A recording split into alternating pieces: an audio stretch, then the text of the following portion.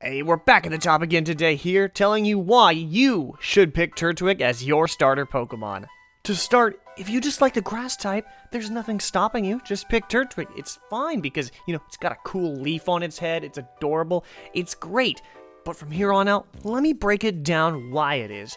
Even though it evolves at level 18 into Grottle, the latest of the three starters in Sinnoh, it evolves the earliest into its final evolution, this being into Torterra, and gains the ground type. You think those stupid Pokemon Infernape and Empoleon can survive an electric attack? Well, hell no. Torterra is immune because of that new ground type, and because of that, when you're facing your rival's Infernape, his Infernape, which is probably a lot faster, but if you're stronger, you'll just run over him with ground-type moves. That is absolutely great. And that's the thing, it gets one of the best moves upon its evolution into Torterra, Earthquake. Good luck trying to stand toe-to-toe against Torterra when it's rocking that. On top of all that, it also gets rock coverage as well, with such moves as Rock Slide, Stone Edge, and even early on in the game, Rock Tomb. But how does it react with all of the stronger main battles of the game? So I'll try to do this in the best chronological order that I can do. We don't really know if they will have any members of their teams from Pokemon Platinum, because it was supposed to be a faithful remake. So I'll do the best that I can with the information at hand. Starting with, of course, Rourke, which Turtwig should have his way with him, because, Geodude and Onix gets absolutely stomped. However, against Gardenia, be aware that her Roserade is a poison type. By then, you won't have Torterra yet, so you will still be weak to Roserade's poison type moves, if it has any.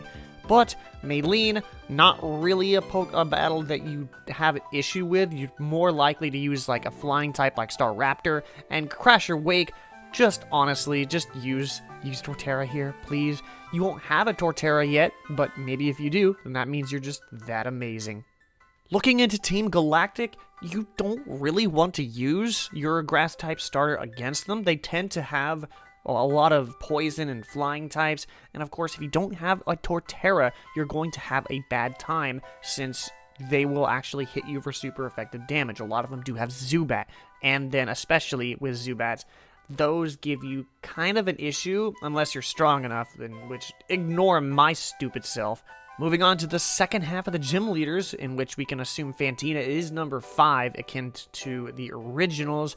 Again, please be aware, Drifblim and Gengar do hit you for super effective damage. Mismagius is a different story, but just to be aware that it's not really the best matchup for you. As for Byron, again, unless, by now you definitely have Torterra, but Bronzor will have Levitate more than likely, but Steelix and Bastiodon, especially Bastiodon, well, you'll just absolutely turn them into a pile of rubble after you're done with them.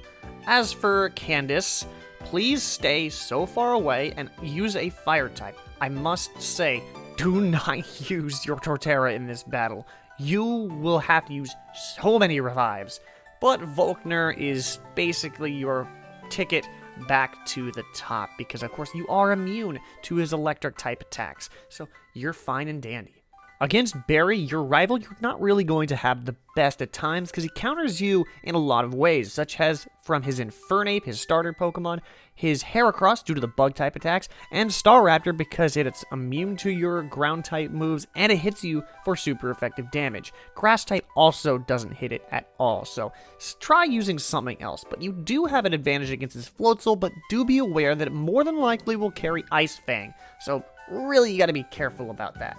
But now it's the endgame, and we get into the Elite Four. Beginning with, of course, Aaron, which, again, you don't really have the best matchup against. I know rock coverage is great and all, but it's not really going to get you far. We're going to skip over Bertha because that's an absolute wash. You'll absolutely dominate her, but Flint, on the other hand, may be a problem. It depends on what his team is, if it has more of his Platinum team or his Diamond and Pearl team, because his Diamond and Pearl team only had 2 fire types, being Rapidash and Infernape. The other 3 just had fire type moves, but I still wouldn't advise you to use it. Use your water type, use something else, just don't leave Torterra in there. I know you hit Steelix for super effective damage, but it will have Fire Fang, and its defense is pretty good. Lucian, on the other hand, it goes either way.